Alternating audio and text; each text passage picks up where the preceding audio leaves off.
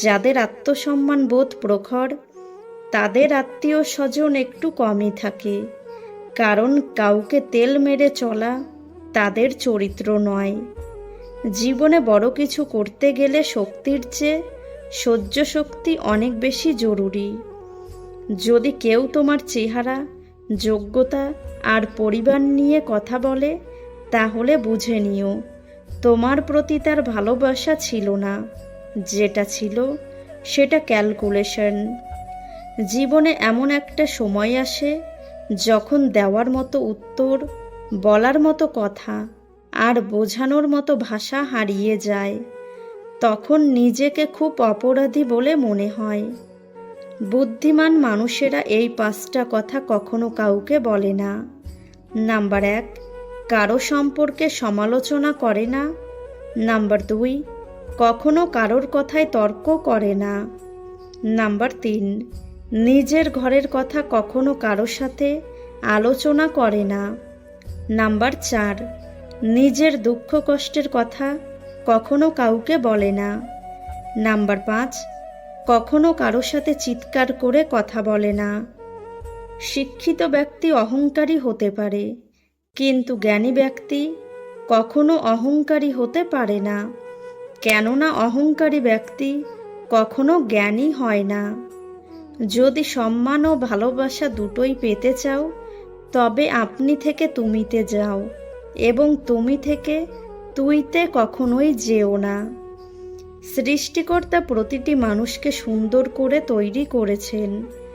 কাউকে বাইরের দিক দিয়ে সুন্দর, আবার কাউকে মনের দিক দিয়ে সুন্দর। খুব তাড়াতাড়ি রেগে যাওয়া মানুষগুলোর মনে প্রচুর ভালোবাসা থাকে, সকলে সেটা বুঝতে পারে না। কেউ যদি তোমাকে রাখতে না চায়, তাহলে তুমি জোর করে তার কাছে থাকতে যেও না। কেউ যদি তোমাকে বুঝতে না পারে, তাহলে তাকে নিজের থেকে বেশি বোঝাতে যেও না। কেউ যদি তোমাকে 1 আনাও গুরুত্ব না দেয়, তাহলে তুমি তাকে 16 আনা গুরুত্ব দিতে যেও না। কেউ যদি তোমার সাথে কথা বলতে না চায়, তাহলে তার সাথে কথা বলো না।